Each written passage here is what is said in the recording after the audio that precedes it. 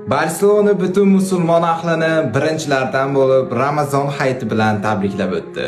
Ha azizlar, bu narsani aytib berishimdan oldin sizlar menga Paypsko spoiler hayitli uchun.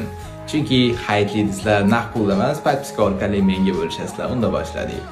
Hozirgina Barselona 10 daqiqa oldin hamma musulmon ahlini, o'zini musulmon muxlislarini kirib kelayotgan Ramazon hayiti bilan tabriklab o'tdi. Aynan Yevropa klublari hozircha hech qaysi qo'ymadi adashmasam, chunki boshqalarni ko'rmadim. Birinchi bo'lib Barselona qo'ydi va men bu postni 6 daqiqa oldin ko'rdim va sizlarga ham ulashmoqchiman bu narsani.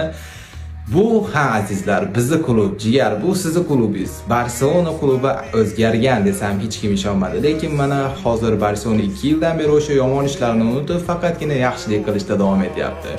O'sha Down sindromi bilan kasallangan bolalarga yordam beryapti va musulmonlarni hurmat qilgan holatda bizni Ramazon bayramimiz